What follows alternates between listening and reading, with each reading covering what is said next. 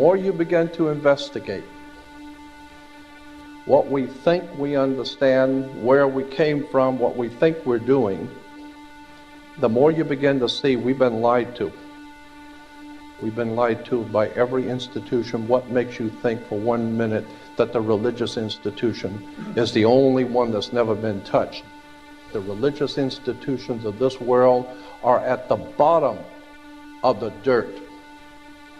The religious institutions in this world are put there by the same people who gave you your government, your corrupt education, who set up your international banking cartels, because our masters don't give a damn about you or your family. All they care about is what they have always cared about, and that's controlling the whole damn world. We have been misled away from the true and divine presence in the universe that men have called God. I don't know what God is, but I know what He isn't. And unless and until you are prepared to look at the whole truth, and wherever it may go, whoever it may lead to, if you want to look the other way, or if you want to play favorites, then somewhere along the line you're going to find out you're messing with divine justice. The more you educate yourself, the more you understand where things come from, the more obvious things become, and you begin to see lies everywhere. You have to know the truth and seek the truth, and the truth will set you free.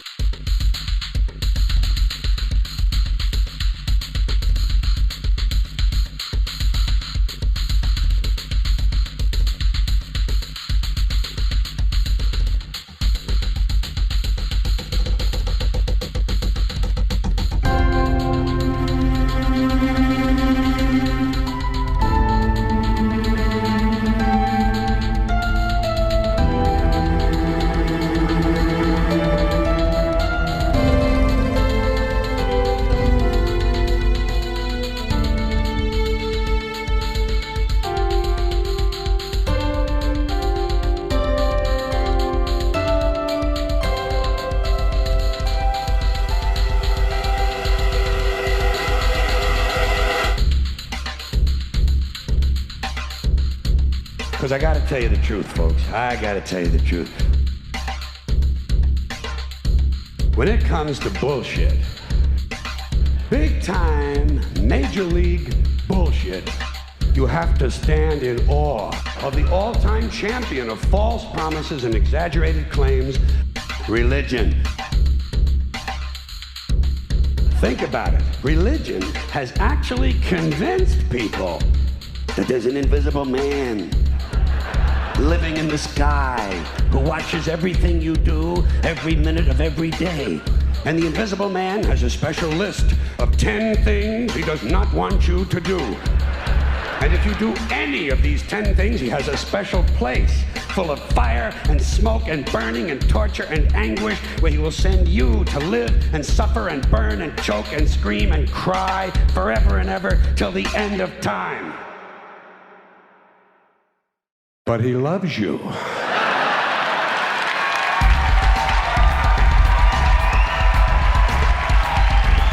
loves you. He loves you, and he needs money. He always needs money. He's all powerful, all perfect, all knowing, and all wise. Somehow, just can't handle money. Religion takes in billions of dollars, they pay no taxes, and they always need a little more. Now, you talk about a good bullshit story. Holy shit.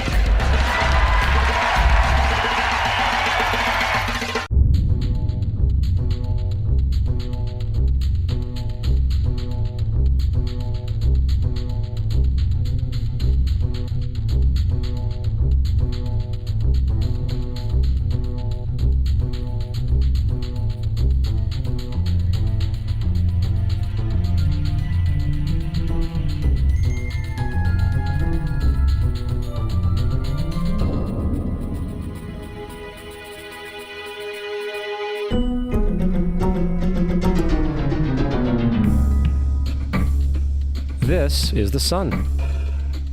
As far back as 10,000 BC, history is abundant with carvings and writings reflecting people's respect and adoration for this object. And it is simple to understand why, as every morning the sun would rise, bringing vision, warmth, and security, saving man from the cold, blind, predator-filled darkness of night. Without it, the cultures understood, the crops would not grow, and life on the planet would not survive. These realities made the sun the most adored object of all time. Likewise, they were also very aware of the stars. The tracking of the stars allowed them to recognize and anticipate events which occurred over long periods of time, such as eclipses and full moons. They in turn cataloged celestial groups into what we know today as constellations. This is the cross of the zodiac, one of the oldest conceptual images in human history. It reflects the sun as it figuratively passes through the 12 major constellations over the course of a year. It also reflects the 12 months of the year, the 4 seasons, and the solstices and equinoxes. The term zodiac relates to the fact that constellations were anthropomorphized, or personified, as figures or animals. In other words, the early civilizations did not just follow the sun and stars, they personified them with elaborate myths involving their movements and relationships. The sun, with its life-giving and saving qualities, was personified as a representative of the unseen creator or God, God's Son, the light of the world, the savior of humankind. Likewise, the 12 constellations represented places of travel for God's Son, and were identified by names, usually representing elements of nature that happened during that period of time. For example, Aquarius, the water bearer, who brings the spring rains.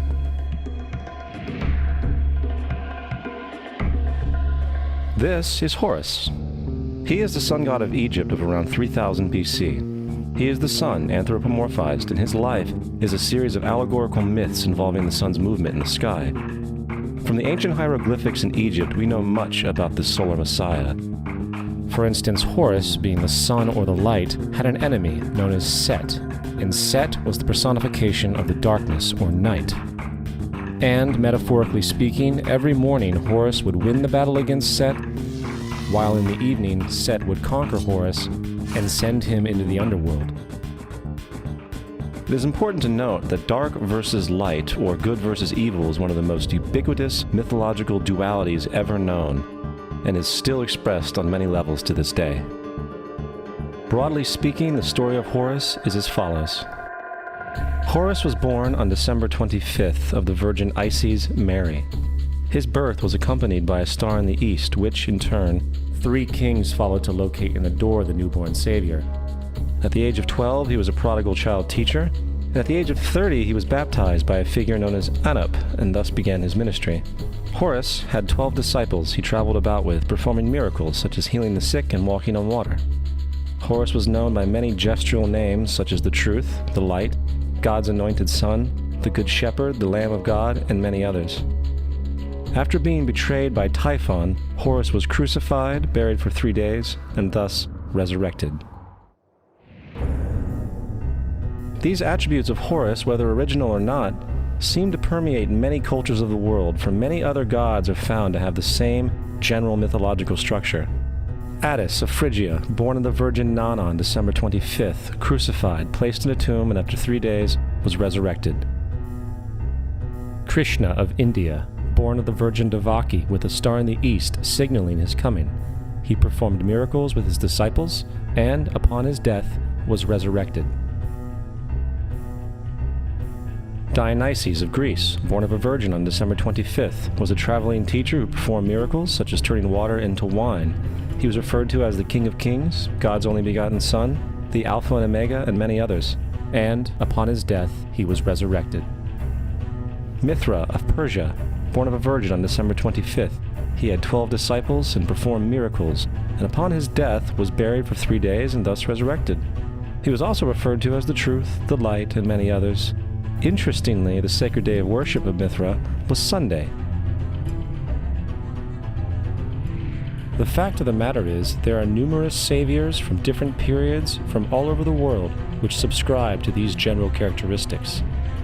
The question remains, why these attributes? Why the virgin birth on December 25th? Why dead for 3 days in the inevitable resurrection? Why 12 disciples or followers? To find out, let's examine the most recent of the solar messiahs.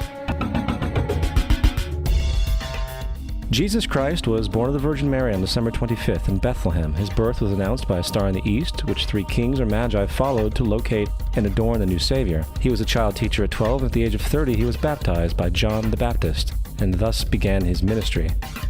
Jesus had 12 disciples, which he traveled about with, performing miracles such as healing the sick, walking on water, raising the dead. He was also known as the King of Kings, the Son of God, the Light of the World, the Alpha and Omega, the Lamb of God, and many, many others. After being betrayed by his disciple Judas and sold for 30 pieces of silver, he was crucified, placed in a tomb, and after 3 days was resurrected and ascended into heaven. First of all, the birth sequence is completely astrological. The star in the east is Sirius, the brightest star in the night sky, which, on December 24th, aligns with the 3 brightest stars in Orion's belt. These 3 bright stars in Orion's belt are called today what they were called in ancient times, the 3 kings. And the 3 kings and the brightest star, Sirius, all point to the place of the sunrise on December 25th. This is why the 3 kings follow the star in the east, in order to locate the sunrise, the birth of the sun.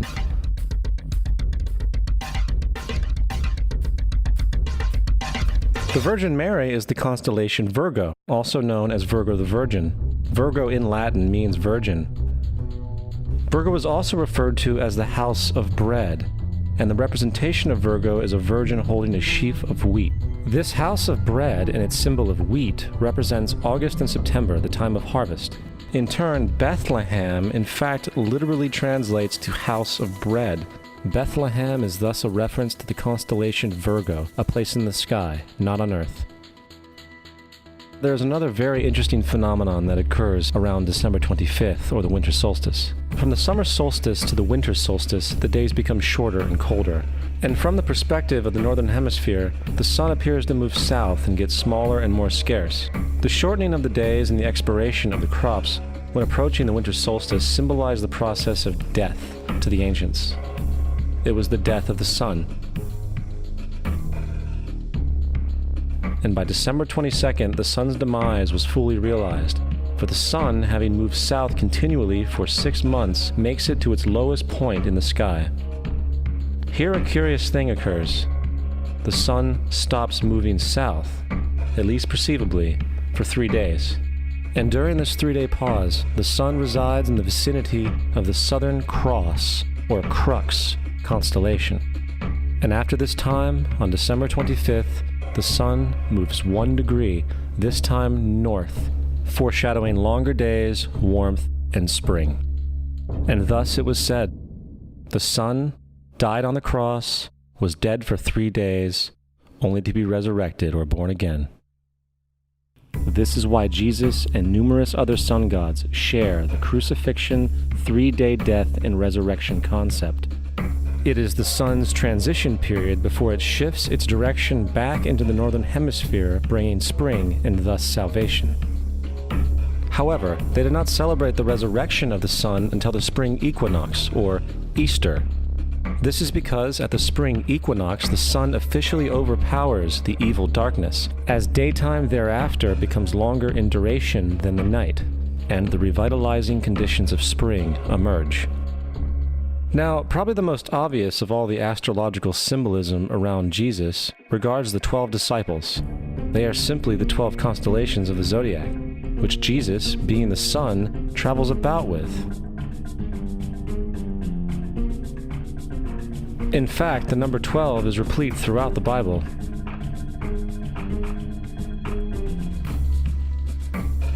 Coming back to the cross of the zodiac, the figurative life of the sun, this was not just an artistic expression or tool to track the sun's movement.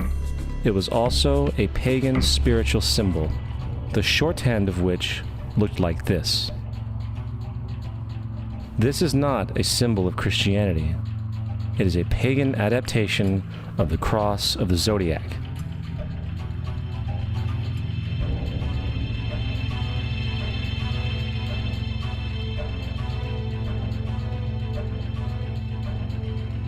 This is why Jesus in early occult art is always shown with his head on the cross, for Jesus is the Son of God, the light of the world, the risen Savior who will come again, as it does every morning, the glory of God who defends against the works of darkness as he is born again every morning and can be seen coming in the clouds up in heaven with his crown of thorns or sun rays.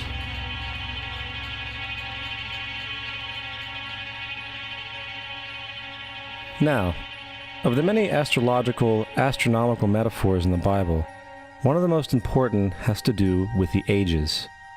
Throughout the scriptures, there are numerous references to the age. In order to understand this, we need to be familiar with a phenomenon known as the precession of the equinoxes. The ancient Egyptians, along with cultures long before them, recognized that approximately every 2150 years, the sunrise on the morning of the spring equinox would occur in a different sign of the zodiac. This has to do with a slow, angular wobble that the Earth maintains as it rotates on its axis. It is called a precession because the constellations go backwards rather than through the normal yearly cycle. The amount of time it takes for the precession to go through all 12 signs is roughly 25,765 years. This is also called the Great Year, and ancient societies were very aware of this, and they referred to each 2150-year period as an age. From 4300 BC to 2150 BC, it was the age of Taurus, the bull. From 2150 BC to 1 AD, it was the age of Aries, the ram. And from 1 AD to 2150 AD, it is the age of Pisces, the age we are still in to this day. And in and around 2150, we will enter the new age, the age of Aquarius. Now, the Bible reflects, broadly speaking, a symbolic movement through 3 ages while foreshadowing a 4th. In the Old Testament, when Moses comes down Mount Sinai with the 10 Commandments, he is very upset to see his people worshiping a golden bull calf. In fact, he shattered the stone tablets and instructed his people to kill each other in order to purify themselves. Most biblical scholars will attribute this anger to the fact that the Israelites were worshiping a false idol or something to that effect. The reality is, the golden bull is Taurus the bull, and Moses represents the new age of Aries the ram. This is why Jews even today still blow the ram's horn. Moses represents the new age of Aries, and upon the new age, everyone must shed the old age. Other deities mark these transitions as well, such as Mithra, a pre-Christian god who kills the bull in the same symbology. Now Jesus is the figure who ushers in the age following Aries, the age of Pisces, or the 2 fish. Fish symbolism is very abundant in the New Testament. Jesus feeds 5,000 people with bread and 2 fish. When he begins his ministry walking along Galilee, he befriends 2 fishermen who follow him. And I think we have all seen the Jesus fish on the back of people's cars. Little do they know what it actually means. It is a pagan astrological symbolism for the sun's kingdom during the age of Pisces. Also, Jesus' assumed birth date is essentially the start of this age. At Luke 22:10, when Jesus is asked by his disciples where the next Passover will be after he is gone, Jesus replies, "Behold, when ye are entered into the city, there shall a man meet you, bearing a pitcher of water. Follow him into the house where he entereth in." This scripture is by far one of the most revealing of all the astrological references. The man bearing the pitcher of water is Aquarius, the water bearer, who is always pictured as a man pouring out a pitcher of water. He represents the age after Pisces, and when the sun, God's Son, leaves the age of Pisces, Jesus, it will go into the house of Aquarius, as Aquarius follows Pisces in the precession of the equinoxes. All Jesus is saying is that after the age of Pisces will come the age of Aquarius.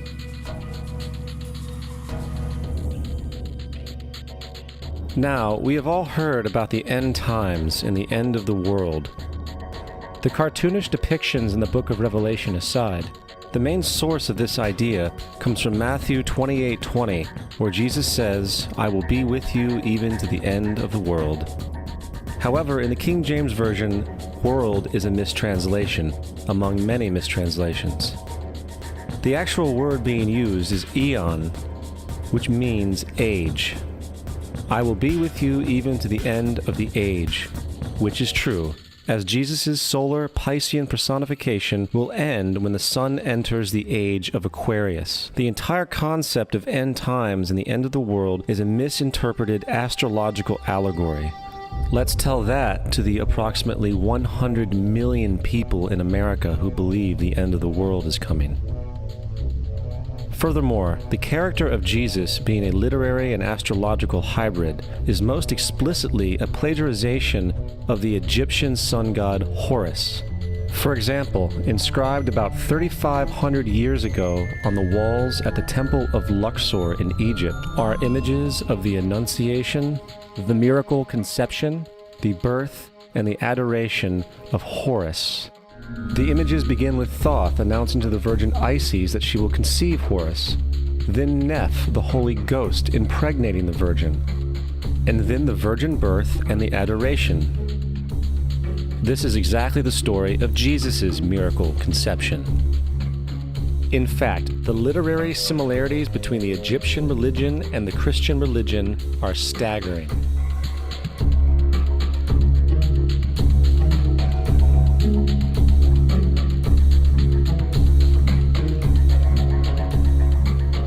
And the plagiarism is continuous. The story of Noah and Noah's Ark is taken directly from tradition. The concept of the Great Flood is ubiquitous throughout the ancient world, with over 200 cited claims in different periods and times. However, one need look no further for a pre-Christian source than the Epic of Gilgamesh, written in 2600 BC.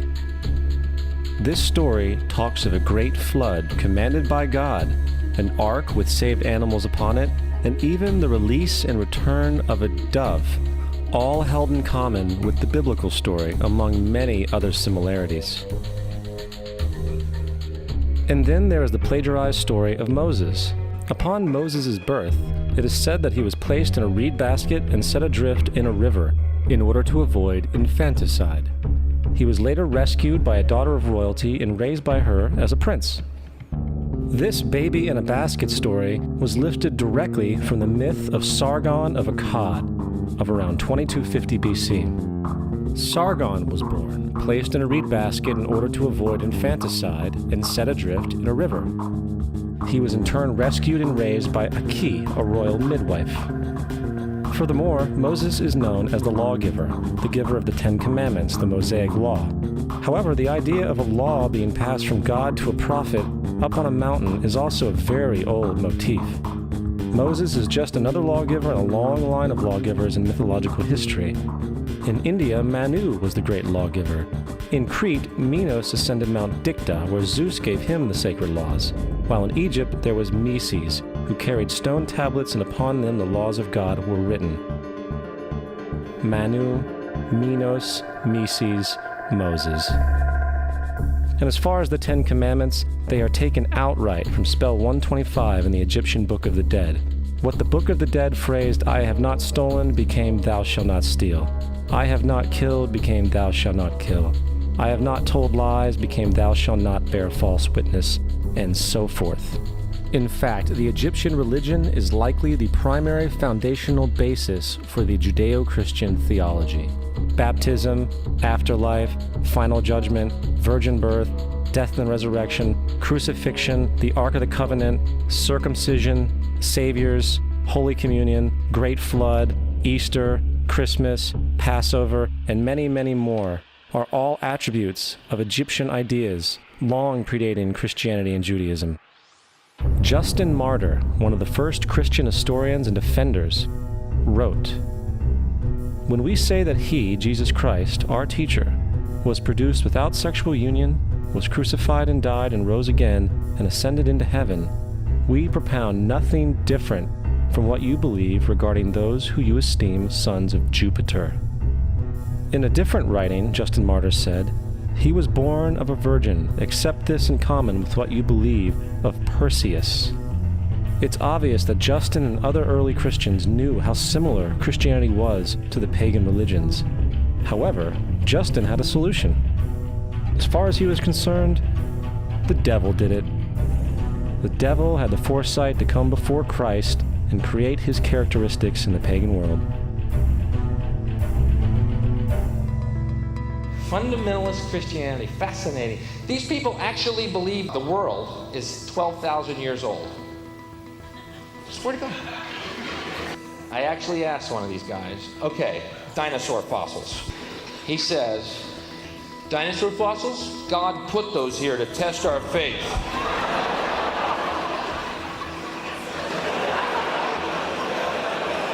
I think God put you here to test my faith, dude.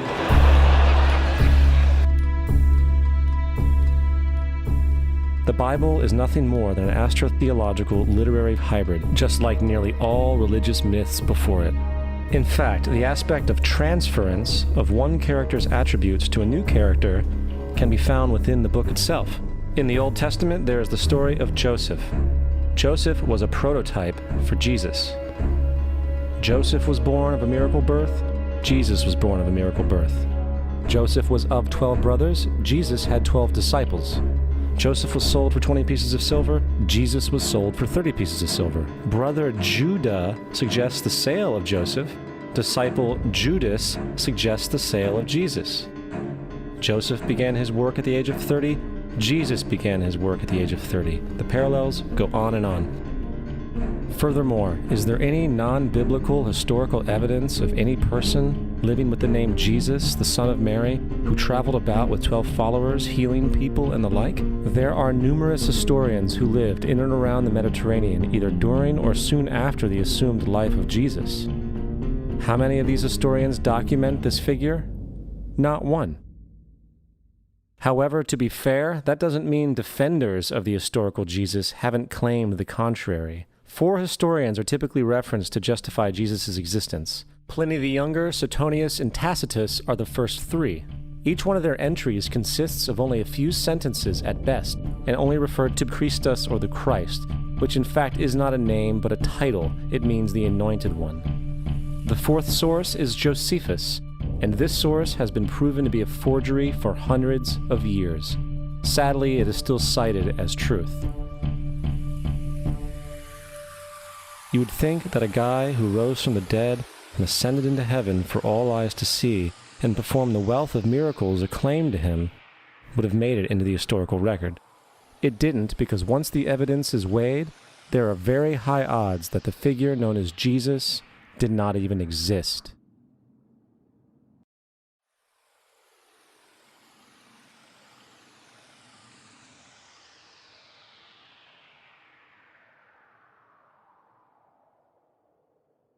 We don't want to be unkind, but we want to be factual. We don't want to cause hurt feelings, but we want to be academically correct in what we understand and know to be true. Christianity just is not based on truth.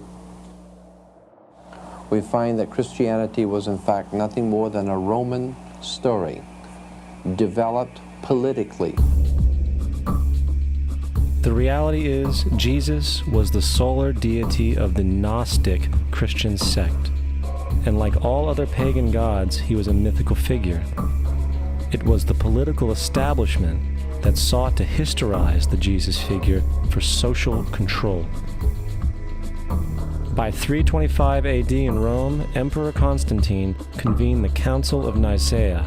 It was during this meeting that the politically motivated Christian doctrines were established, and thus began a long history of Christian bloodshed and spiritual fraud.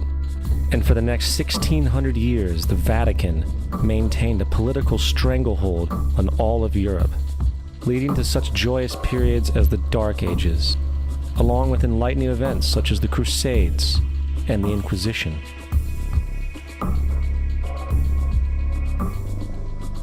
Christianity, along with all other theistic belief systems, is the fraud of the age. It serves to detach the species from the natural world, and likewise each other. It supports blind submission to authority. It reduces human responsibility to the effect that God controls everything, and in turn awful crimes can be justified in the name of a divine pursuit. And most importantly, it empowers those who know the truth, but use the myth to manipulate and control societies. The religious myth is the most powerful device ever created and serves as the psychological soil upon which other myths can flourish.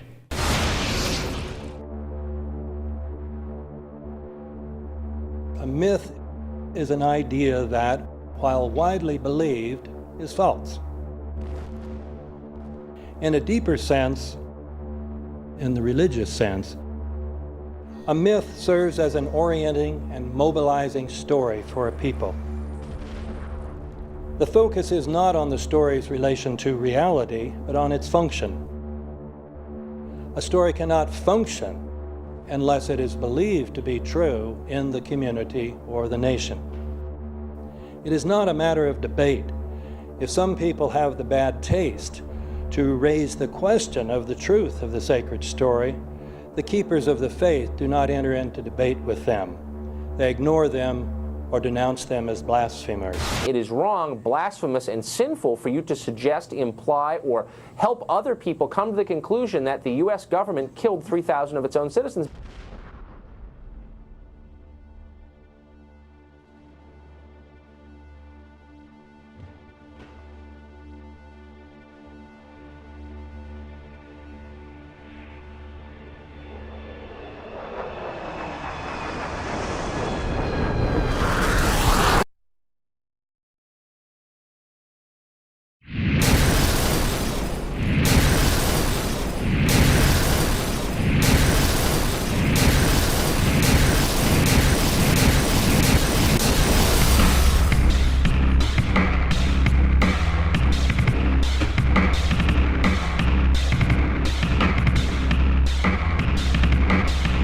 As if a demolition team set off when you see the old demolitions of these old buildings. It looks like one of those scenes of an old building being purposely dynamited and blown up. Anybody who's ever watched a building being demolished on purpose knows that if you're going to do this, you have to get at the under-infrastructure of a building and bring it down. The way the structure is collapsing, this was the result of something that was planned. It's not accidental that the first tower just happened to collapse and then the second tower just happened to collapse in exactly the same way. How they accomplished this, we don't know. The building collapsed to dust. You don't find a desk. You don't find a chair. You don't find a telephone, a computer. The biggest piece of a telephone I found was half of the keypad, and it was about this big. What happened to the concrete? The concrete was pulverized from river to river. There was dust powder 2-3 inches thick. The concrete was just pulverized. In addition to those pictures we've all seen too much on television before, when a building was deliberately destroyed by well-placed dynamite to knock it down. If they had detonated, they were planned to take down a building. Boom, boom, boom, boom, boom. I heard a second explosion. There was a heavy-duty explosion. Then there was those secondary explosions and then the subsequent collapses. An explosion blew and it knocked everybody over. To me, it sounded like an explosion. It sounded like gunfire. Bang, bang, bang, bang, bang. And then all of a sudden, 3 big explosions. We heard a big explosion coming down. And then the entire top of the building just blew up. We saw some kind of explosion. By the force of the explosions. Big explosion. Blew it back into the 8th floor. Then we get to the lobby. This is a big explosion. The lobby looked as though a bomb had exploded there. A huge explosion now raining debris. It's been a huge explosion.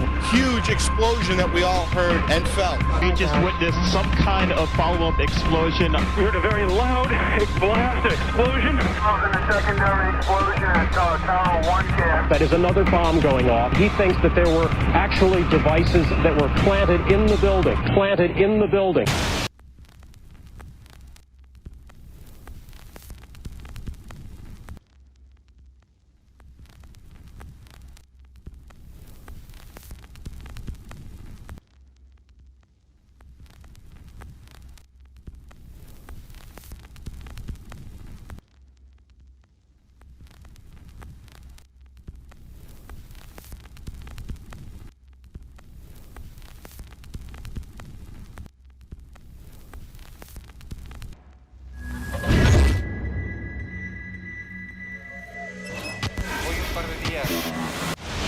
I don't think anybody could have predicted that they would try to use an airplane as a missile, a hijacked airplane as a missile. Nobody in our government, at least, and I don't think the prior government that could envision flying airplanes into buildings.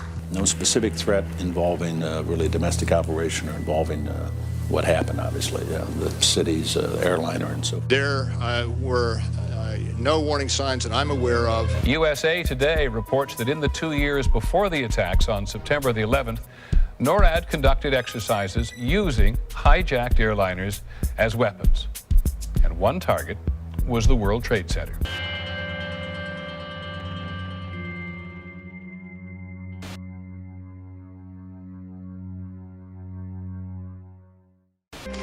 In confidential documents from the Philippines obtained by CNN, the plan was clear. He will board any American commercial aircraft, control its cockpit, and dive it at the CIA headquarters. Other buildings targeted the Pentagon and the World Trade Center. Security and counterterrorism was blinking red, in the words of George Tenet, that the warnings of an imminent attack were so severe that something dramatic should have been done. It was unparalleled. Instead, our president went on a month-long vacation.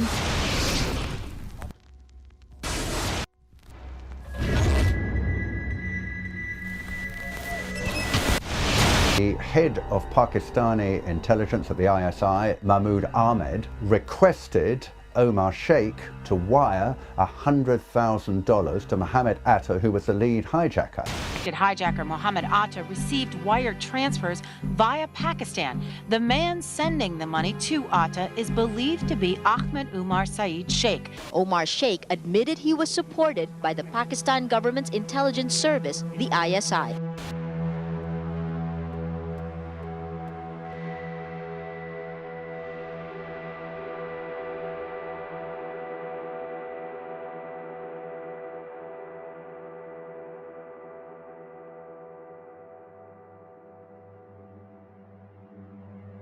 Although we are told that 4 or 5 of the alleged hijackers were on each of the flights. If so, their names should have been on the flight manifests.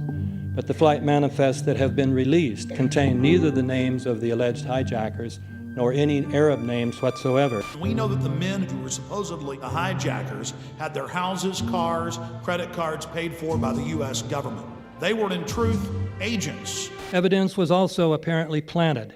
The passport of one of the hijackers on Flight 11 was allegedly found in the rubble. Goes through the fireball, through the side of the plane, and comes down the ground unscathed. But something happened. For 6 months, they reported they had this passport. Boy, we've got it, we've got the proof. And then the guy stood up and was alive. Several of these 19 men are still alive.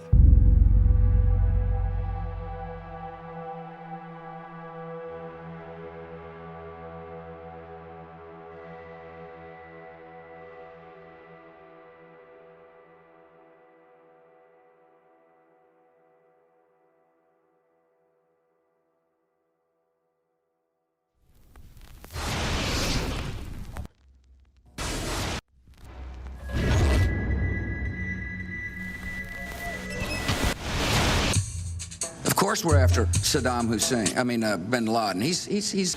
January 2001, the Bush administration orders the FBI and intelligence agencies to back off investigations involving the bin Laden family, including 2 of Osama bin Laden's relatives, who were living, guess where, in Falls Church, Virginia, right next to CIA headquarters. When he was already America's most wanted criminal, he reportedly spent 2 weeks in the American hospital in Dubai, was treated by an American doctor, and visited by the local CIA agent.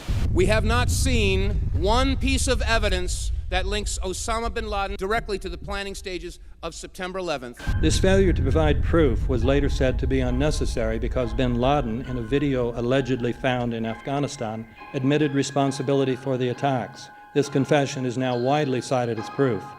But the man in this video has darker skin, fuller cheeks, and a broader nose than the Osama bin Laden of all other videos. We again seem to have planted evidence. In 1976, Osama's older brother Salim bin Laden hired a man in Texas by the name of Jim Bath to handle all the investments in the United States for the bin Laden family. Jim Bath also happens to be a personal, almost lifelong friend and former Air National Guard pilot with George W. Bush. The connections between the Bushes and the bin Ladens become much more clear when George Herbert Walker Bush made trips to Saudi Arabia in 1998 and 2000 to meet with the bin Laden family on behalf of a company called the Carlyle Group.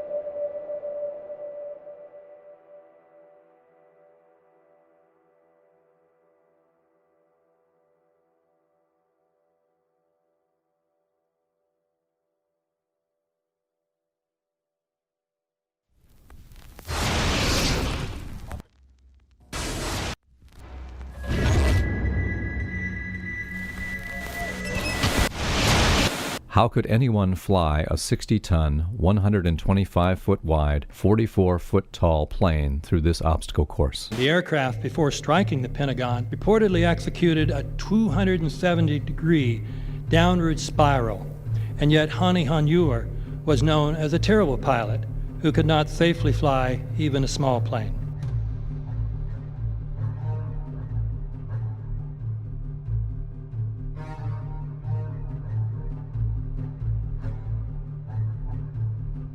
No seats, no luggage, no bodies. Nothing but bricks and limestone. The official explanation is that the intense heat from the jet fuel vaporized the entire plane. Flight 77 had 2 Rolls-Royce engines made of steel and titanium alloy and weigh 6 tons each. It is scientifically impossible, but 12 tons of steel and titanium was vaporized by jet fuel. We're also told that the bodies were able to be identified either by their fingerprints or by the DNA. So what kind of fire can vaporize aluminum and tempered steel and yet leave human bodies intact? From my close-up inspection, there's no evidence of a plane having crashed anywhere near the Pentagon. And as I said, the only pieces left that you can see are small enough that you could pick up in your hand. Shortly after the strike, government agents picked up debris and carried it off. The entire lawn was covered with dirt and gravel, so that any remaining forensic evidence was literally covered up. The videos from security cameras, which would show what really hit the Pentagon, were immediately confiscated by agents of the FBI, and the Department of Justice has to this day refused to release them. If these videos would prove that the Pentagon was really hit by a 757, most of us would assume the government would release them.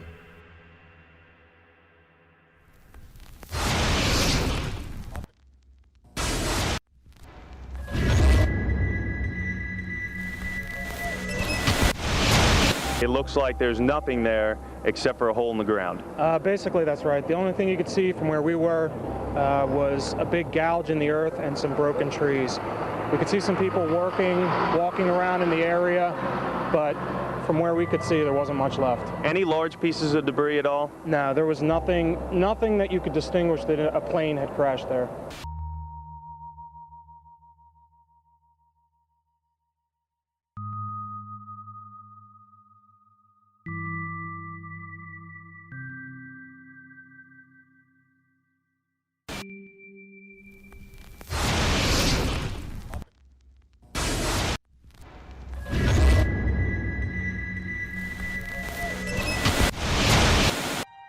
Pancake theory, according to which the fires, while not melting the steel, heated it up sufficiently to cause the floors weakened by the airplane strikes to break loose from the steel columns, and this started a chain reaction. So you would expect then from that theory, which is the official theory, to see a whole stack of floors piled up on top of each other and then a spindle of core columns standing too. The core of each of the twin towers consisted of 47 massive steel columns. If the floors had broken loose from them, these columns would have still been sticking up into the air 1,000 feet.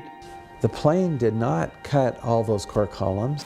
We designed the buildings to take the impact of the Boeing 707 hitting the building at any location. The building probably could sustain multiple impacts of jetliners. That the plane flew straight into the building. Through him, right. Yeah. So you're saying that the building was actually designed to cope with a hole like that and still survive? Yeah, it was. If you had dropped, say, a billiard ball From the top of the World Trade Center, 110 floors up there, it would have taken 8 to 10 seconds to hit the ground, encountering no resistance whatsoever. The Twin Towers came down in nearly free-fall speed. 200,000 tons of steel shatters and explodes outwards over 500 feet. This means that floors shattered at an average rate of about 10 floors per second. There is no scenario for a pancake effect of buildings falling that allows them to fall at the rate of free fall. Now what can do that? What can move mass out of the way? Explosives.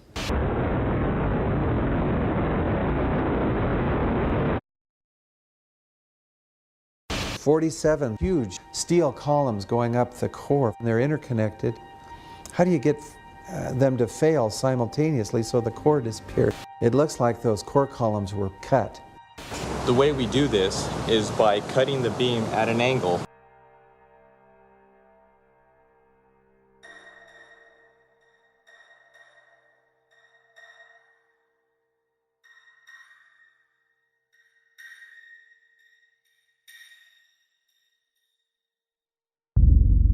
I started looking at the molten metal. All three buildings, both towers in the rubble, in the basement areas, and Building 7, there's these pools of molten metal.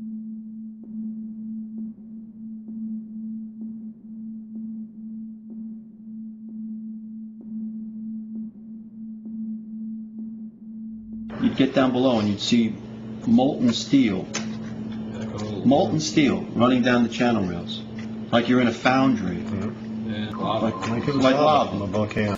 The molten steel was found 3, 4, and 5 weeks later, when the rubble was being removed. He said that molten steel was also found underneath World Trade Center 7. So I'm looking through the official reports. What do they say about the molten metal? They say nothing. But wait a minute. This is important evidence. So where'd that come from? Thermite is so hot that it'll just cut through steel, through structural steel, for example, like a knife through butter. The products are molten iron and aluminum oxide, which goes off primarily as a dust. You know those enormous dust clouds?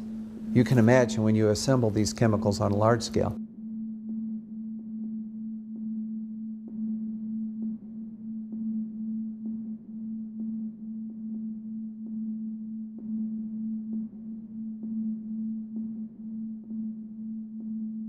Molten metal pools under both towers after they collapsed, and Building 7. Now, Building 7 wasn't even hit by a jet. Part of the problem is that most people simply don't know much about Building 7 due to the extraordinary secrecy surrounding this collapse. And this was a 47-story skyscraper. This building fell at 5:25. It was not hit by a plane. This building had fires on only 2 or 3 floors. And it was brought down by what we know was a controlled demolition. Demolitions, they look just like that. You know, a kink in the middle, and then that building just comes straight down, almost at free fall speed. They first blow one of the central columns so the building falls in on itself. Building 7 had a classic crimp or wedge. Its central column was blown out first, so it didn't structurally damage buildings just a few feet away from it.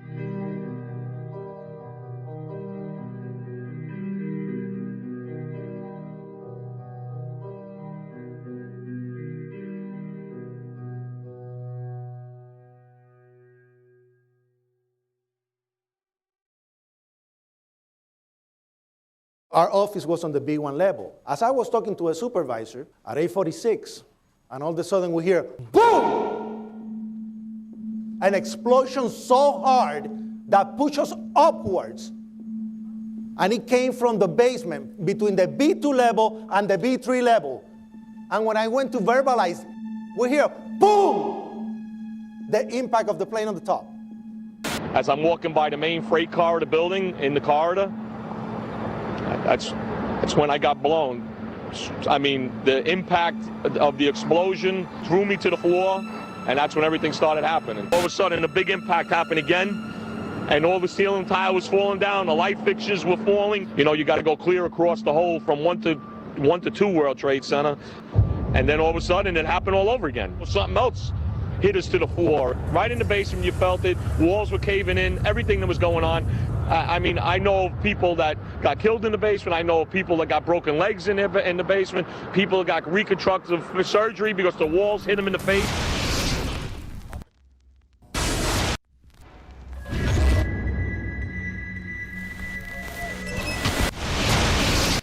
According to standard operating procedure, if an FAA flight controller notices anything that suggests a possible hijacking, the controller is to contact a superior. If the problem cannot be fixed within about a minute, the superior is to ask NORAD, the North American Aerospace Command, to send up or scramble jet fighters to find out what is going on. NORAD then issues the scramble order to the nearest Air Force base with fighters on alert. But although interceptions usually occur within 10 or so minutes, in this case, 80 or so minutes had elapsed before fighters were even airborne. It's a mind-bending anomaly. Not a single U.S. Air Force interceptor turns a wheel until it's too late. There are no jets at all. What if they were so confused and had been so deliberately confused that they couldn't respond? The reason that they didn't know where to go was because a number of conflicting and overlapping war game exercises were taking place. It involved the insertion of false radar blips onto radar screens in the Northeast Air Defense Sector. Center Team U, we have a problem here. We have a hijacked aircraft headed towards New York. We need someone to scramble some F-16s or something up there to help us out. Is this real world or exercise? Is this real world or exercise? There was another exercise, Vigilant Warrior, which was in fact, according to a NORAD source, a live-fly hijack drill being conducted at the same time. With only 8 available fighter aircraft, and they have to be dispatched in pairs, they were dealing with as many as 22 possible hijacks on the day of 9/11, and they couldn't separate the war game exercises from the actual hijacks.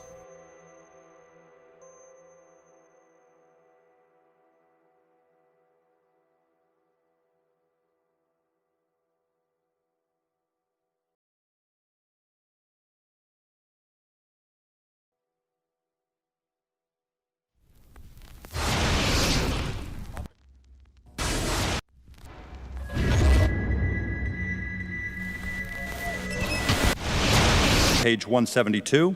The U.S. government has not been able to determine the origin of the money used for the 9/11 attacks.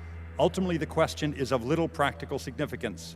The American authorities have not managed to trace the source of the funding. And then the most amazingly disingenuous statement ultimately is it of little consequence. It is of massive consequence. Doesn't it matter who paid for 9/11? The collapse of Building 7 has been recognized as especially difficult to explain. The 9/11 Commission report implicitly admitted that it could not explain the collapse of this building by not even mentioning it. President, why are you and the Vice President insisting on appearing together before the 9/11 Commission? Because the 9/11 Commission wants to ask us questions. That's why we're meeting, and I look forward to meeting with them and answering their questions. Why you're appearing together rather than separately, which was their request? Because it's a good chance for both of us to answer questions that the 9/11 Commission is looking forward to asking us, and I'm looking forward to answering them. Let's see. Do you think they should be able to stand up and speak their own words? They should go under oath. They should be, yeah. In public.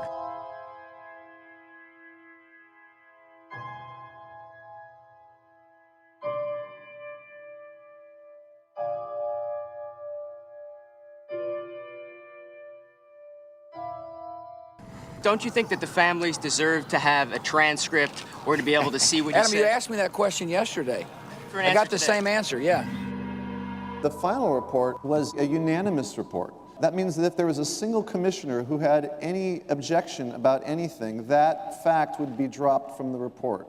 We have found out that he not only served on the transition team of the Bush administration, that he was a person who wrote a draft memo for the setup of the Bush administration's National Security Council, that he was an individual who wrote the preemptive war strategy that was eventually used for the war in Iraq, that he is a close friend of Condoleezza Rice's. We want him to resign. There is literally nothing in the 9/11 report that the Bush administration did not approve of. We can understand, therefore, why the Commission, under Zelikow's leadership, would have ignored all the evidence that would point to the truth, that 9/11 was a false flag operation intended to authorize the doctrines and funds needed for a new level of imperial mobilization.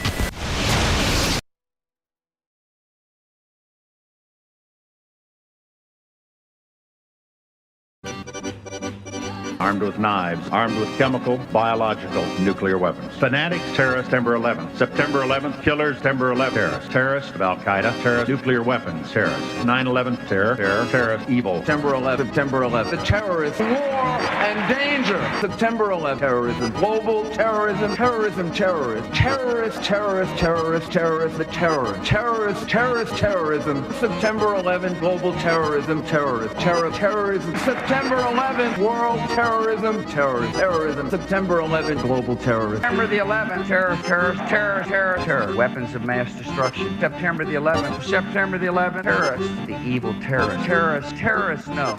Terrorism. The words are hypnotically repeated. Terrorism, terrorist, terrorist threat, and of course, believed to be linked to Al-Qaeda. But it's the so-called war on terrorism that's in our faces practically 24/7 as the inescapable focus of our existence. One day, our grandchildren will look back on this time and ask, how was the war on terror won? The entire U.S. ruling class, ruling elite, comes to see terrorism as the preferred means, indeed the only means, to provide social cohesion, to provide an enemy image for the society to keep it together. According to neocon theory from Carl Schmitt, you have to have an enemy image in order to have a society. It's a very dangerous thing because now it means that the entire social order, the political parties, intellectual life, politics in general, all based on a monstrous myth.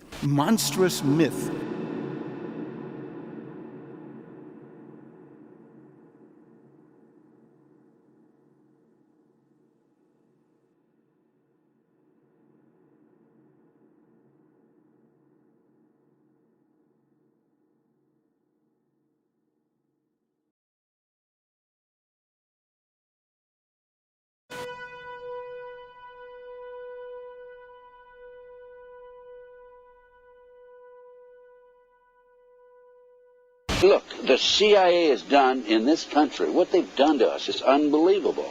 Look at the terrorist acts that have occurred. The CIA behind most, if not all of them. We had the Marine barracks. We had our embassy in Kenya.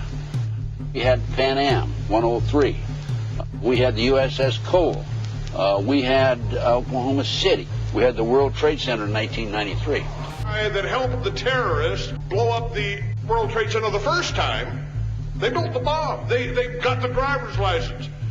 The informant, the FBI informant, a fellow named Salam, a 43-year-old former Egyptian army officer, he was given the assignment to put the bomb together. And he went to his supervisor, his FBI supervisor, and said, we're going to put a dummy bomb in here, right? And the FBI supervisor said, no, we're going to put a real bomb. The FBI actually carried out the attack on the World Trade Center in 1993. They actually hired Ahmad Salam and paid him $1 million and gave him real explosives, a detonator, and told him to build a bomb and to give it to the foolish people that he was controlling to allow them to attack the World Trade Center complex. Unfortunately for them, there were only 6 people killed, not enough to pass the legislation. So what happened is 2 years later, April 19, 1995, down comes Oklahoma City Murrah building, 168 people killed. 1 year later, the anti-terrorism legislation that takes away many of our constitutional rights and civil liberties is passed.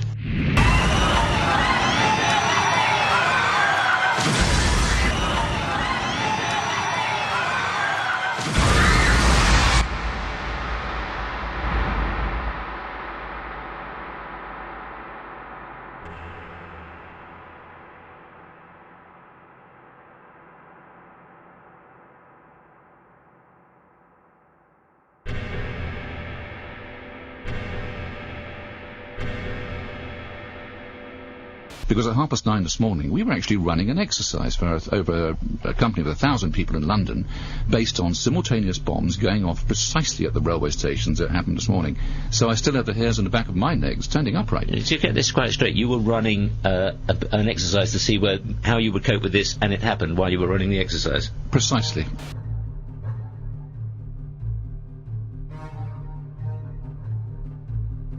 Supposed to believe is some kind of coincidence, there was also an anti-terrorist drill going on 7/7. And again, just like 9/11, they were talking about attacks on the same targets, the same kind of tube stations, and exactly the same time. as the actual attack happened, providing some kind of cover for what must be operations orchestrated in some way by the state.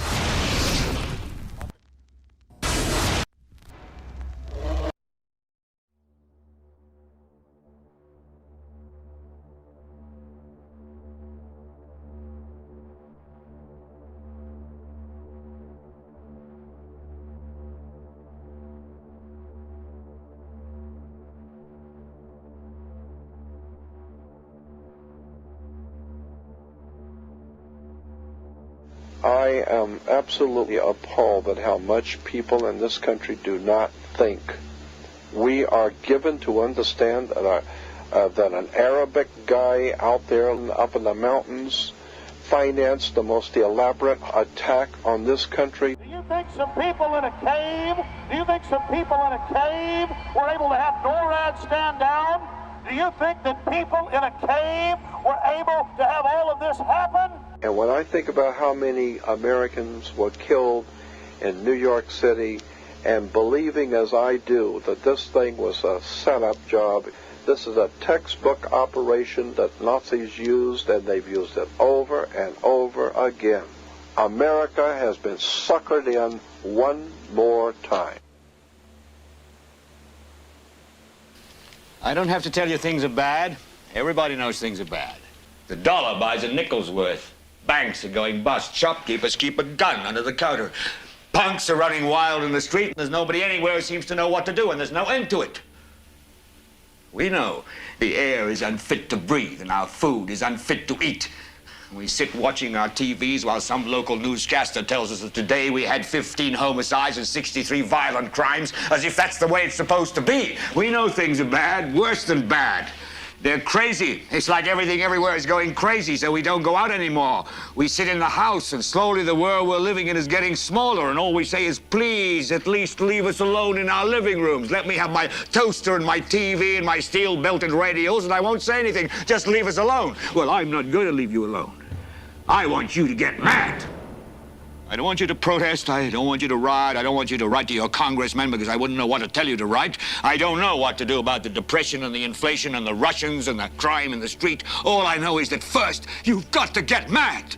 You've got to say, I'm a human being. God damn it. My life has value.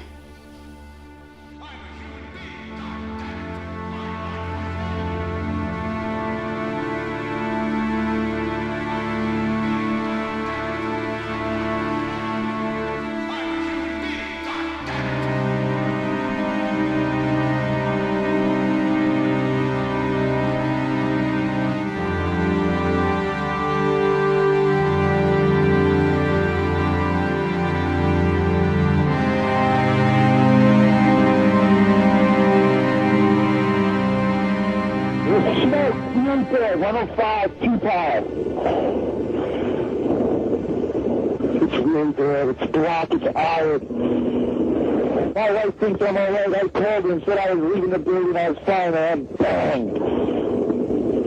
To three of us, 2 broken windows. Oh, God! Ah!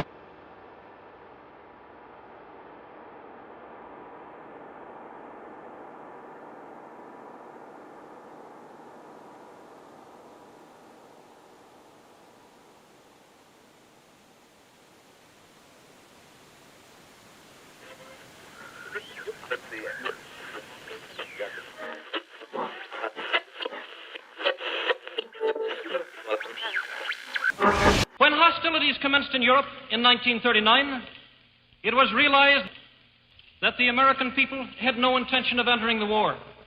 But they believed that this country could be enticed into the war in very much the same way that it was enticed into the last one. They planned, first, to prepare the United States for foreign war under the guise of American defense. Second, to involve us in the war step by step without our realization. Third, to create a series of incidents which would force us into the actual conflict. These plans were, of course, to be covered and assisted by the full power of their propaganda. Our theaters soon became filled with plays portraying the glory of war.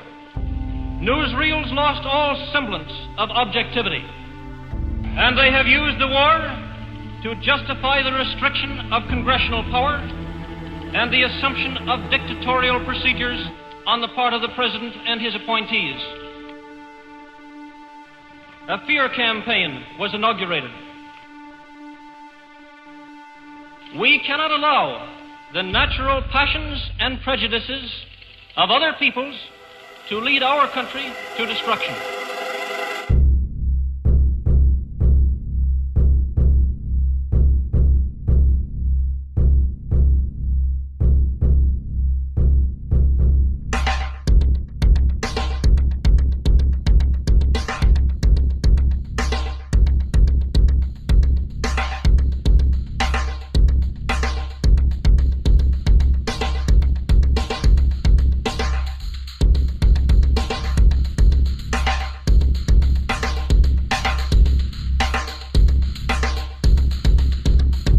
(1775), the American Revolutionary War began as the American colonies sought to detach from England and its oppressive monarchy. Though many reasons are cited for the revolution, one in particular sticks out as the prime cause: that King George III of England outlawed the interest-free, independent currency the colonies were producing and using for themselves, in turn forcing them to borrow money from the Central Bank of England at interest, immediately putting the colonies into debt. And, as Benjamin Franklin later wrote, the refusal of King George III to allow the colonies to operate an honest money system which freed the ordinary man from the clutches of the money manipulators was probably the prime cause of the Revolution. In 1783, America won its independence from England. However, its battle against the central bank concept and the corrupt, greed-filled men associated with it had just begun. So what is a central bank? A central bank is an institution that produces the currency of an entire nation. Based on historical precedent, two specific powers are inherent in central banking practice: the control of interest rates and the control of the money supply, or inflation. The central bank does not simply supply a government's economy with money, it loans it to them at interest. Then, through the use of increasing and decreasing the supply of money, the central bank regulates the value of the currency being issued. It is critical to understand that the entire structure of this system can only produce one thing in the long run: debt. It doesn't take a lot of ingenuity to figure this scam out. For every single dollar produced by the central bank is loaned at interest. That means every single dollar produced is actually the dollar plus a certain percent of debt based on that dollar. And since the central bank has the monopoly over the production of the currency for the entire country, and they loan each dollar out with immediate debt attached to it, where does the money to pay for the debt come from? It can only come from the central bank again, which means the central bank has to perpetually increase its money supply to temporarily cover the outstanding debt created, which in turn, since that new money is loaned out at interest as well, creates even more debt.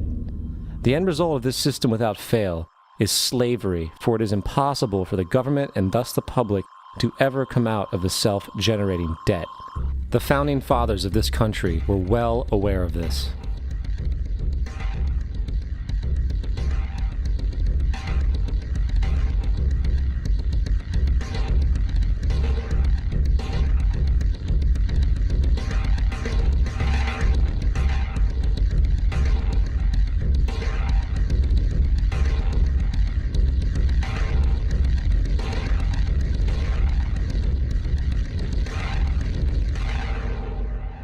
By the early 20th century, the U.S. had already implemented and removed a few central banking systems, which were swindled into place by ruthless banking interests.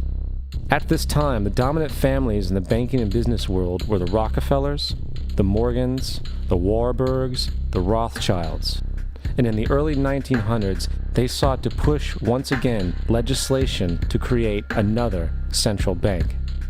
However, they knew the government and public were very weary of such an institution, so they needed to create an incident to affect public opinion. So, J.P. Morgan, publicly considered a financial luminary at the time, exploited his mass influence by publishing rumors that a prominent bank in New York was insolvent or bankrupt. Morgan knew this would cause mass hysteria, which would affect other banks as well. And it did. The public, in fear of losing their deposits, immediately began mass withdrawals.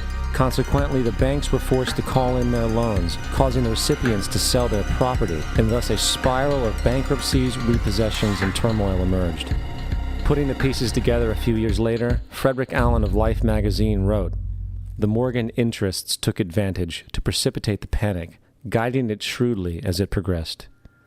Unaware of the fraud, the Panic of 1907 led to a congressional investigation headed by Senator Nelson Aldrich, who had intimate ties to the banking cartels and later became part of the Rockefeller family through marriage. The commission, led by Aldrich, recommended a central bank should be implemented so a panic like 1907 could never happen again. This was the spark the international bankers needed to initiate their plan. In 1910, a secret meeting was held at a J.P. Morgan estate on Jekyll Island off the coast of Georgia. It was there that the central banking bill called the Federal Reserve Act was written. This legislation was written by bankers, not lawmakers. This meeting was so secretive, so concealed from government and public knowledge that the 10 or so figures who attended disguised their names when en route to the island. After this bill was constructed, it was then handed over to their political frontman, Senator Nelson Aldrich, to push through Congress. And in 1913, with heavy political sponsorship by the bankers, Woodrow Wilson became president, having already agreed to sign the Federal Reserve Act in exchange for campaign support. And 2 days before Christmas, when most of Congress was at home with their families, the Federal Reserve Act was voted in, and Wilson in turn made it law. Later, Woodrow Wilson wrote, in regret,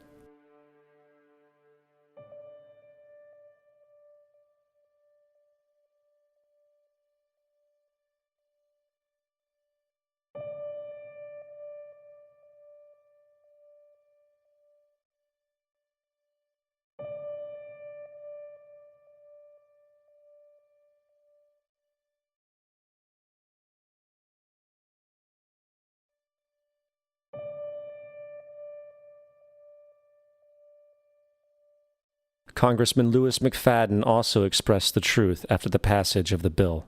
A world banking system was being set up here, a superstate controlled by international bankers, acting together to enslave the world for their own pleasure.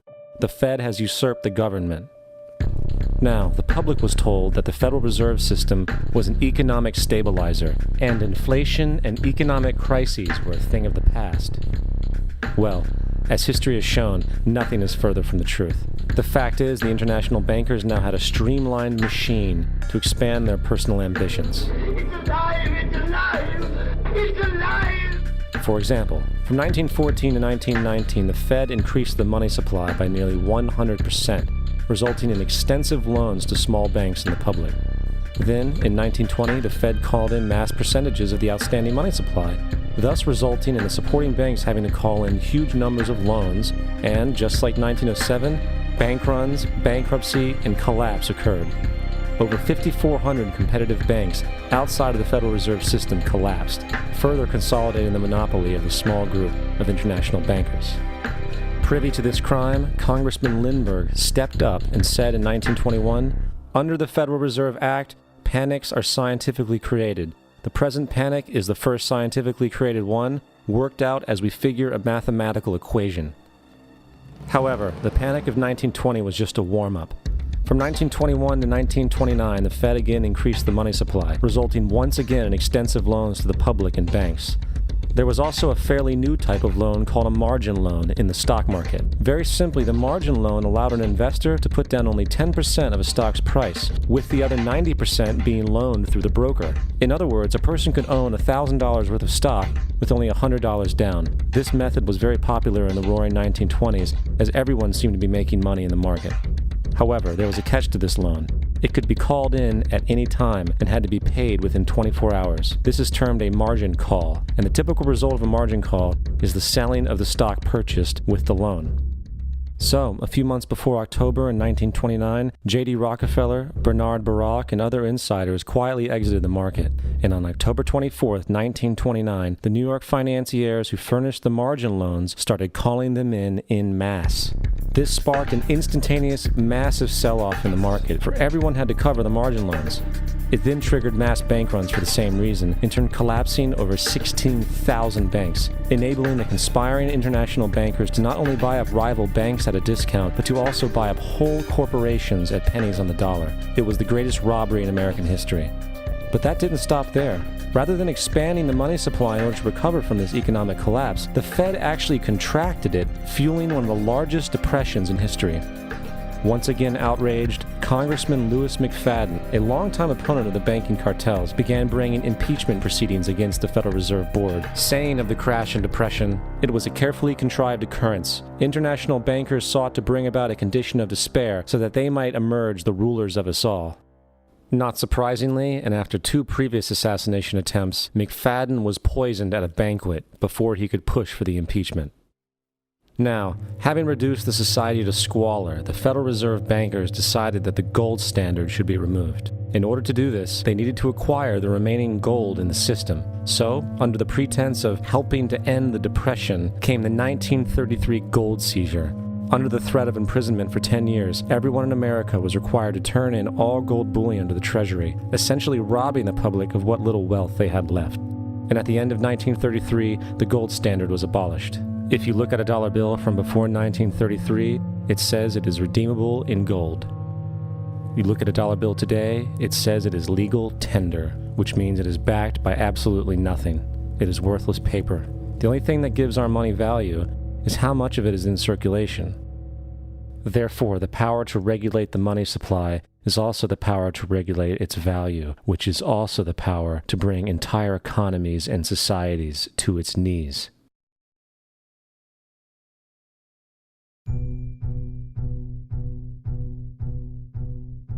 It's important to clearly understand, the Federal Reserve is a private corporation. It is about as Federal Express. It makes its own policies and is under virtually no regulation by the U.S. government. It is a private bank that loans all the currency at interest to the government, completely consistent with the fraudulent central banking model that the country sought to escape from when it declared independence in the American Revolutionary War. Now, going back to 1913, the Federal Reserve Act was not the only unconstitutional bill pushed through Congress. They also pushed the federal income tax. It's worthwhile to point out that the American public's ignorance towards the federal income tax is a testament to how dumbed down and oblivious the American population really is. First of all, the federal income tax is completely unconstitutional, as it is a direct, unapportioned tax. All direct taxes have to be apportioned to be legal based on the Constitution. Secondly, the required number of states in order to ratify the amendment to allow the income tax was never met, and this has even been cited in modern court cases.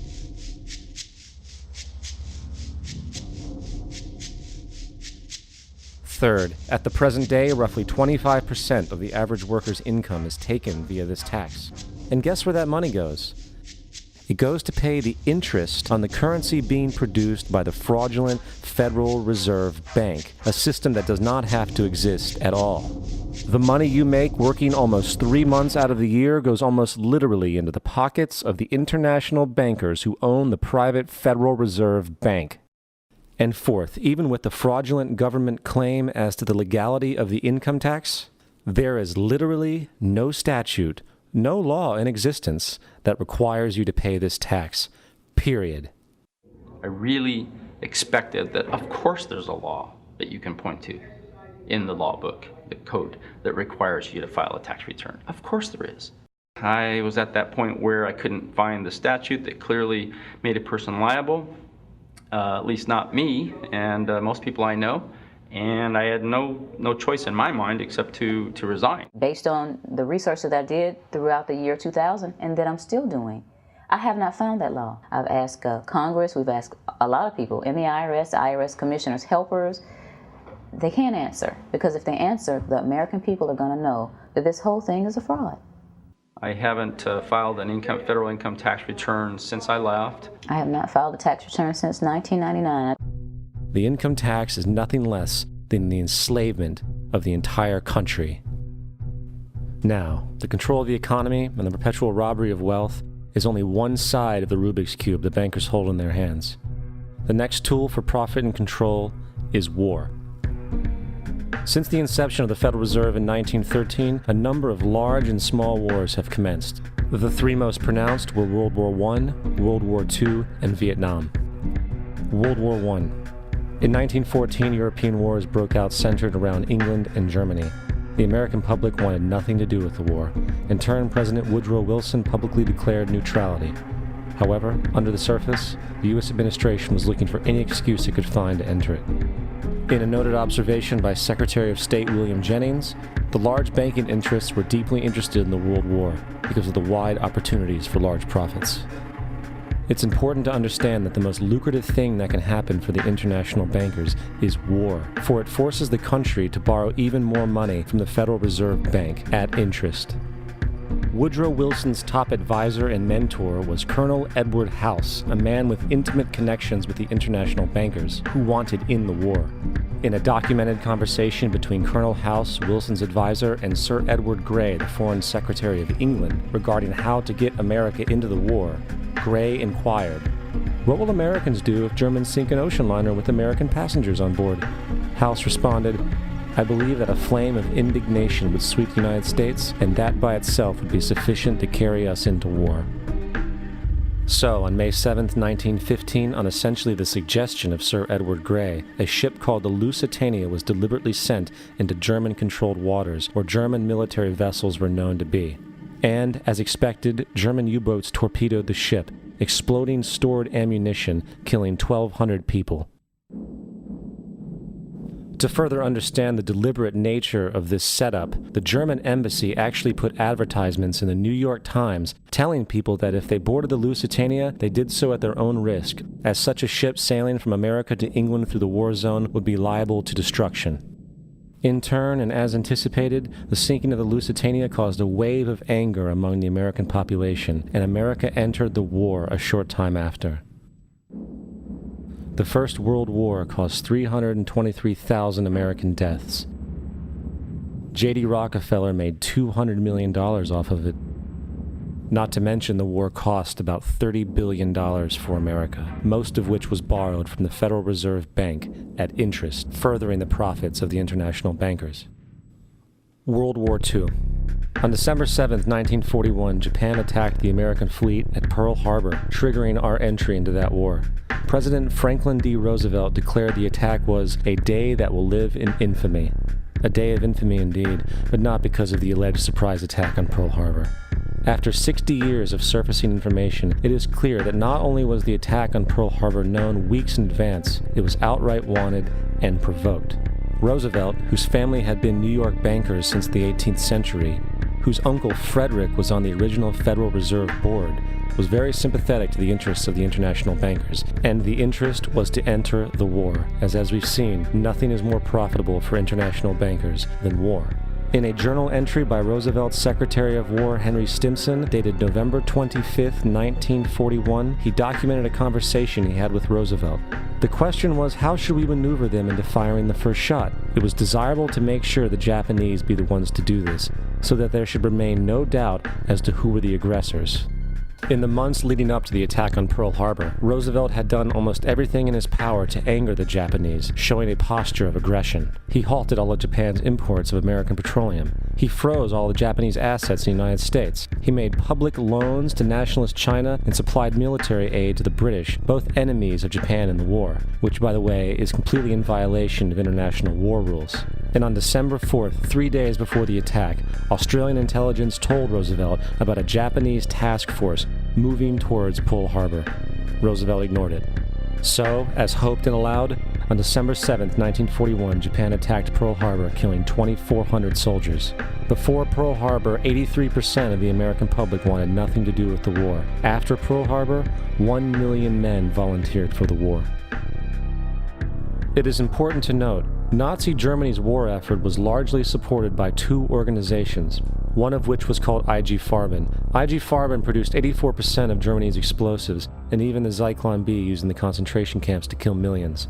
One of the unspoken partners of IG Farben was J.D. Rockefeller's Standard Oil Company in America. In fact, the German Air Force could not operate without a special additive patented by Rockefeller's Standard Oil. The drastic bombing of London by Nazi Germany, for example, was made possible by a $20 million sale of fuel to IG Farben by the Rockefeller Standard Oil Company. This is just one small point on the topic of how American business funded both sides of World War II. One other treasonous organization worth mentioning is the Union Banking Corporation of New York City. Not only did it finance numerous aspects of Hitler's rise to power, along with actual materials during the war, it was also a Nazi money laundering bank, which was eventually exposed for having millions of dollars of Nazi money in its vaults. The Union Banking Corporation of New York was eventually seized for violations of the Trading with the Enemy Act. Guess who the director and vice president of the Union Bank was? Prescott Bush, our current president's grandfather, and of course our former president's father. Keep that in mind when considering the moral and political dispositions of the Bush family. Vietnam.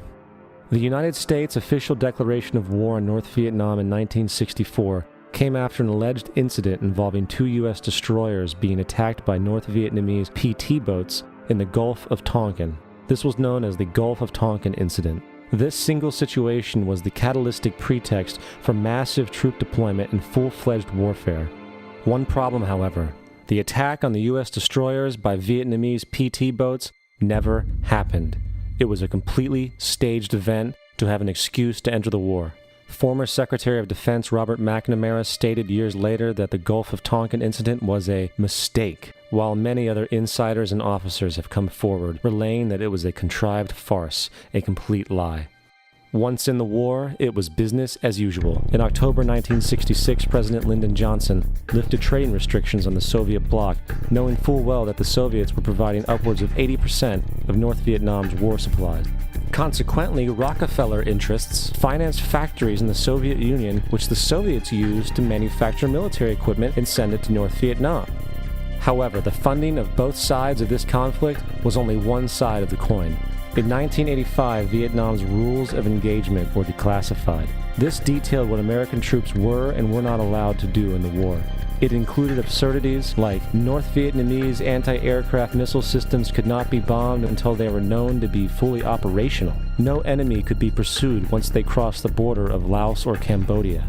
And most revealing of all, the most critical strategic targets were not allowed to be attacked unless initiated by high military officials.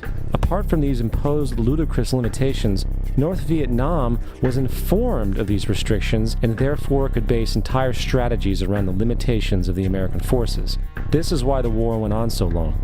And the bottom line is this: the Vietnam War was never meant to be won, just sustained. This war for profit resulted in 58,000 American deaths and 3 million dead Vietnamese. So, where are we now? September 11th was the jumpstart for what is now an accelerated agenda by the ruthless elite. It was a staged war pretext no different than the sinking of the Lusitania, the provoking of Pearl Harbor, and the Gulf of Tonkin lie. In fact, if 9/11 wasn't a planned war pretext, it would be an exception to the rule. It has been used to launch 2 unprovoked illegal wars, one against Iraq and one against Afghanistan. However, 9/11 was a pretext for another war as well, the war against you. The Patriot Act, Homeland Security, the Military Tribunals Act, and other legislations are all completely and entirely designed to destroy your civil liberties and limit your ability to fight back against what is coming. Currently in the United States, unannounced to most brainwashed Americans, your home can be searched without a warrant, without you being home. You can in turn be arrested with no charges revealed to you, detained indefinitely with no access to a lawyer, and legally tortured, all under the suspicion that you might be a terrorist. If you need a painted picture of what is happening in this country, let's recognize how history repeats itself. In February 1933, Hitler staged a false flag attack, burning down his own German parliament building, the Reichstag, and blamed it on communist terrorists. In the next few weeks, he passed the Enabling Act, which completely eradicated the German Constitution, destroying people's liberties. He then led a series of preemptive wars, all justified to the German people as necessary to maintaining homeland security.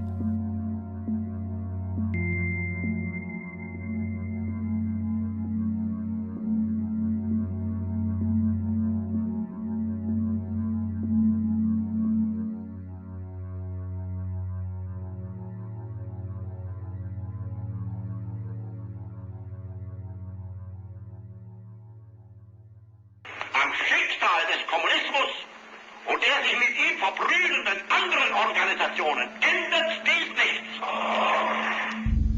Our enemy is a radical network of terrorists and every government that supports them. It's time to wake up. The people in power go out of their way to make sure that you are perpetually misled and manipulated. The majority's perception of reality, especially in the political arena, is not their own. It is shrewdly imposed upon them without them even knowing it. For example, the public at large actually believes the invasion of Iraq is going badly, as sectarian violence doesn't seem to stop. What the public fails to see is that the destabilization of Iraq is exactly what the people behind the government want. This war is to be sustained so the region can be divided up, domination of the oil maintained, continual profits reaped for the defense contractors, and most importantly, permanent military bases established to be used as a launching pad against other oil-bearing, non-conforming countries such as Iran and Syria. For further implication that the civil war and destabilization is purely intentional, in 2005, 2 elite British SAS officers were arrested by Iraqi police after being caught driving around in their car shooting at civilians while dressed up as Arabs. After being arrested and taken to a jail in Basra, the British Army immediately requested the release of these men. When the Basra government refused, British tanks came in and physically broke out the men from the Basra prison.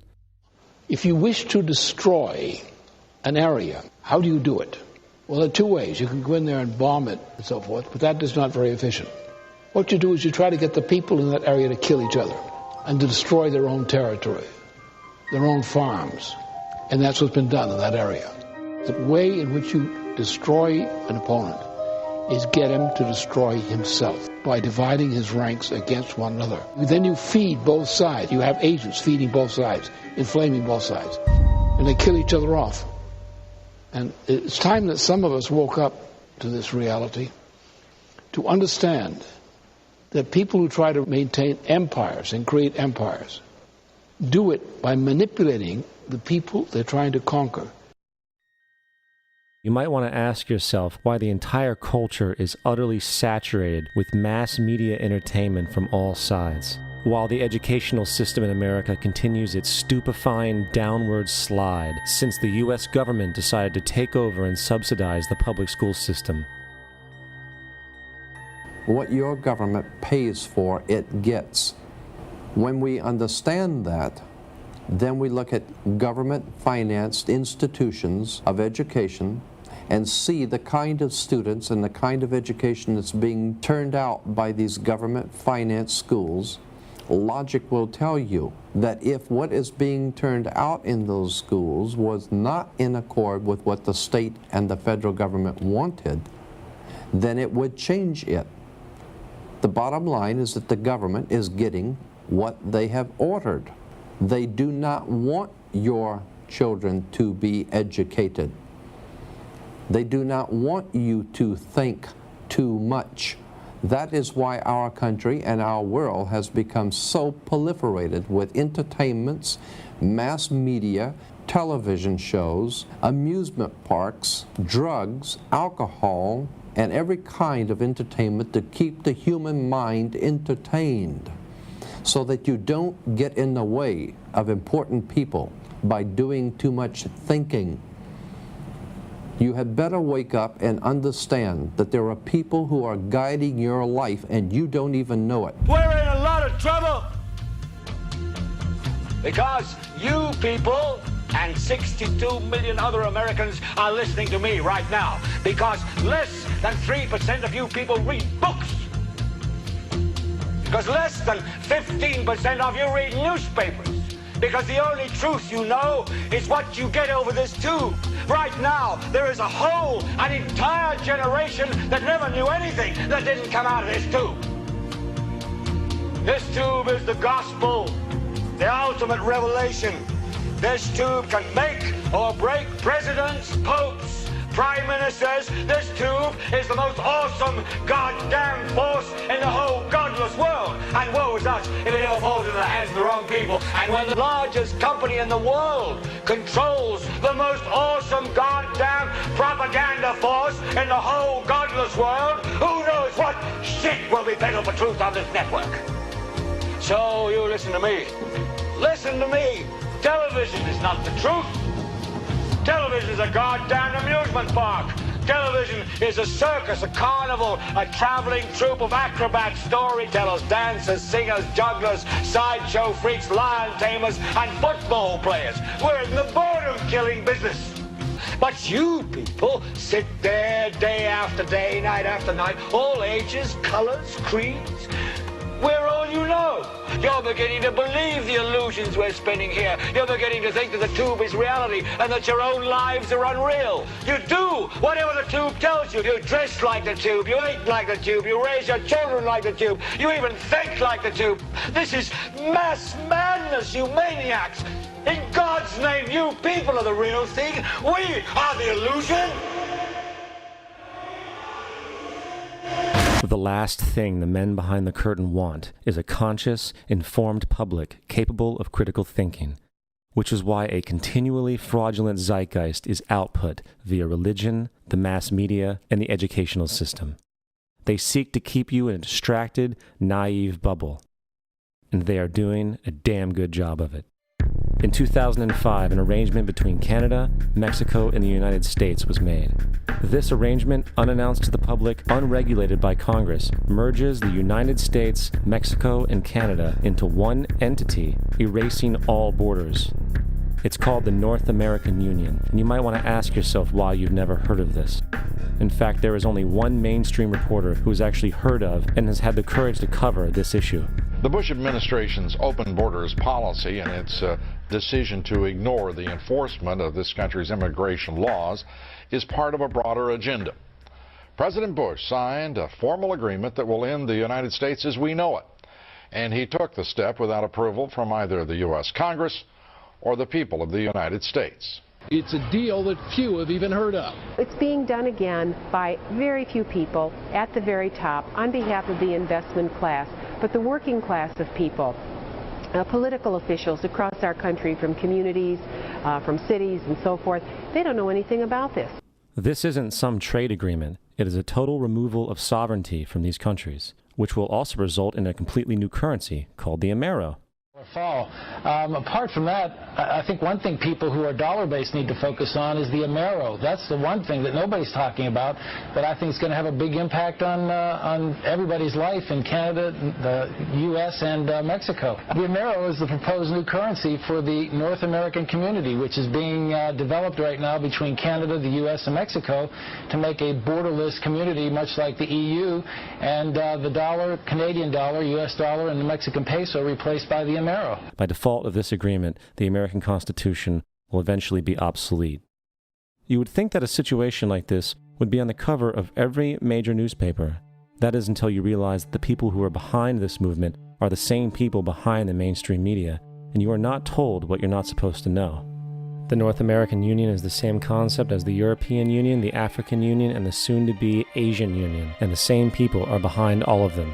And, when the time is right, the North American Union, the European Union, the African Union, and the Asian Union will be merged together, forming the final stages of a plan these men have been working on for over 60 years.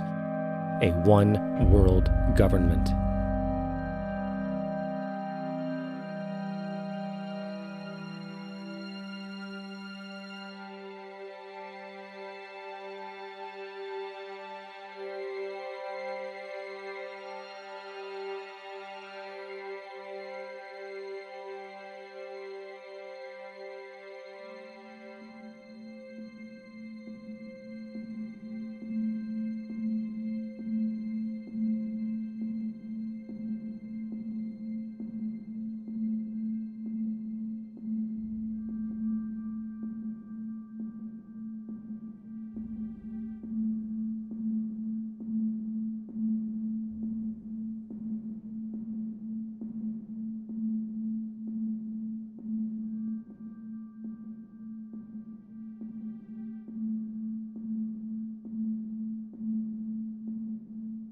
One bank, one army, one center of power.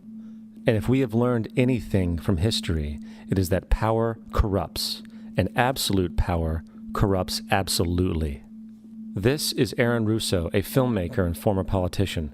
To his left is Nicholas Rockefeller of the infamous Rockefeller banking and business dynasty. After maintaining a close friendship with Nicholas Rockefeller, Aaron eventually ended the relationship, appalled by what he had learned about the Rockefellers and their ambitions.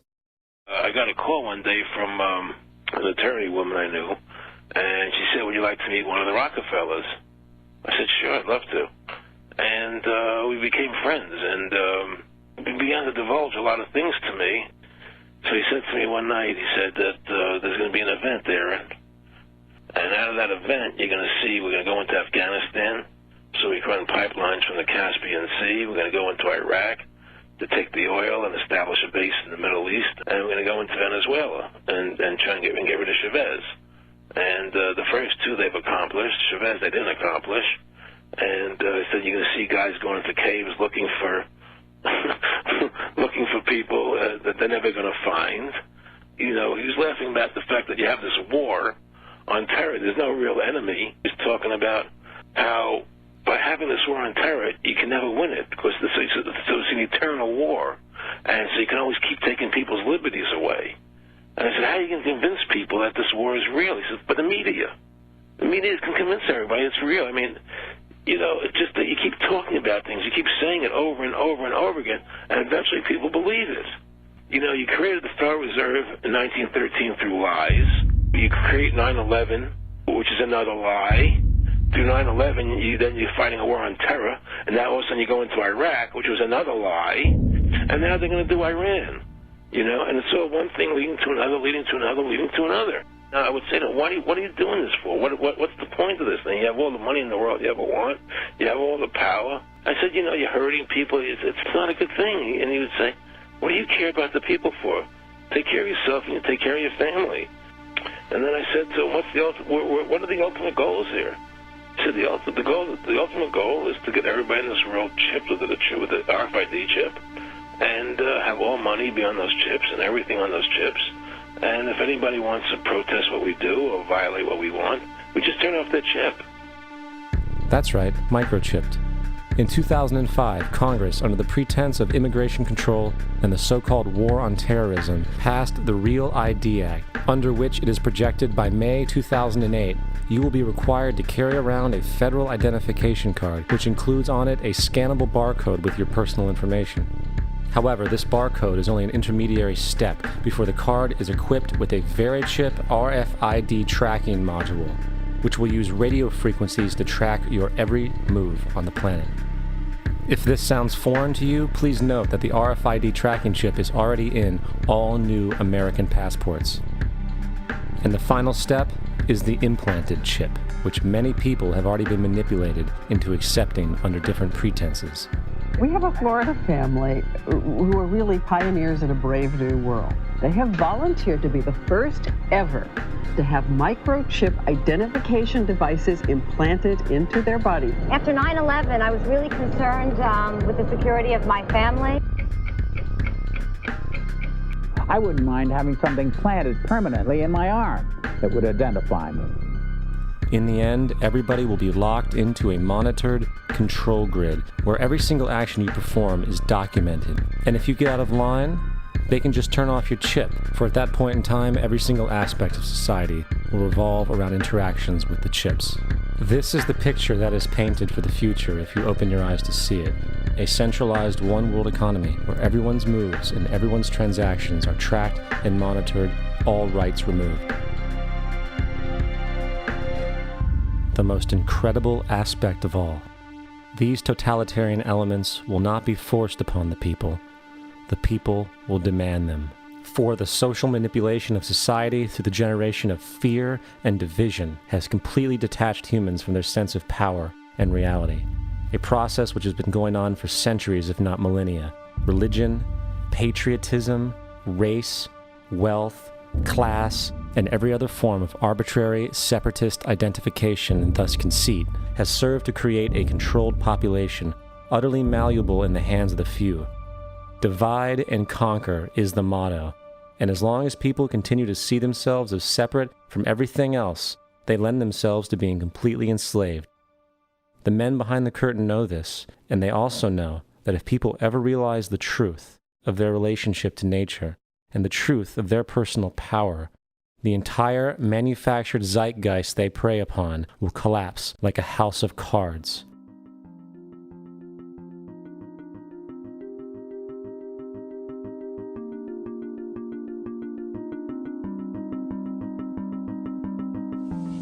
The whole system that we live in drills into us that we're powerless, that we're weak, that our society is evil, that it's crime-ridden, etc., and so forth. It's all a big fat lie. We are powerful, beautiful, extraordinary.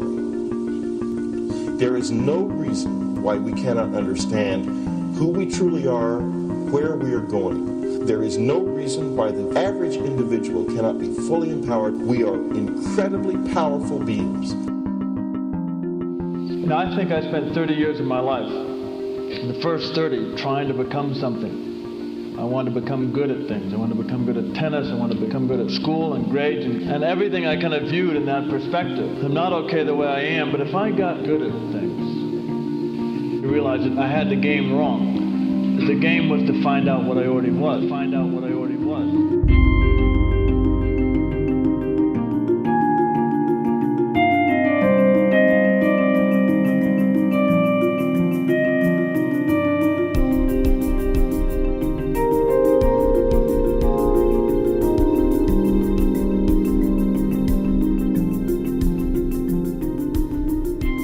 Now, in our culture, we've been trained for individual differences to stand out. So you look at each person, immediately it is brighter, dumber, older, younger, richer, poorer, and we make all these dimensional distinctions, put them in categories and treat them that way. And we get so that we only see others as separate from ourselves in the ways in which they're separate. And one of the dramatic characteristics of experience is being with another person and suddenly seeing the ways in which they are like you, not different from you, and experiencing the fact that which is essence in you and which is essence in me is indeed one. The understanding that there is no other. It is all one. And I wasn't born Richard Alpert, I was just born as a human being, and then I learned this whole business of who I am and whether I'm good or bad or achieving or not. All that's learned along the way.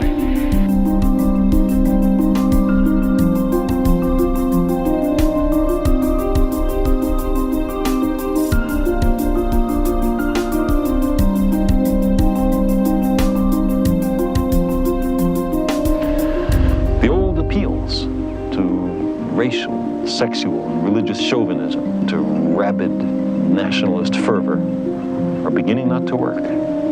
A new consciousness is developing which sees the earth as a single organism and recognizes that an organism at war with itself is doomed.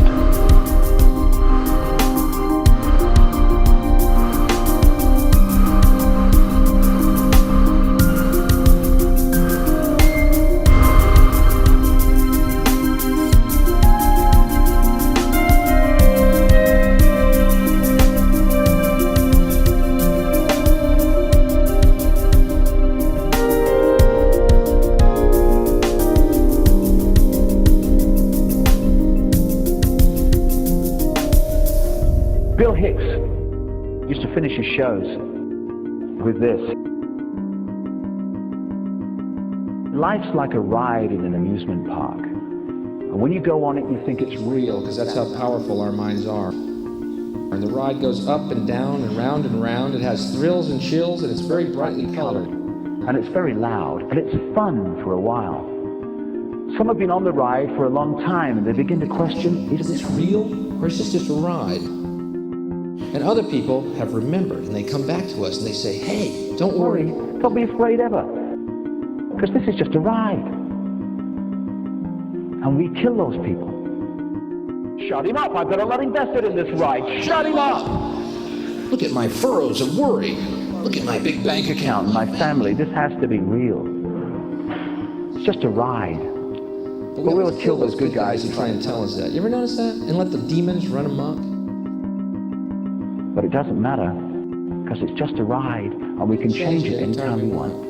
It's only a choice. No effort, no work, no job, No savings of money. Just a choice right now between fear and love.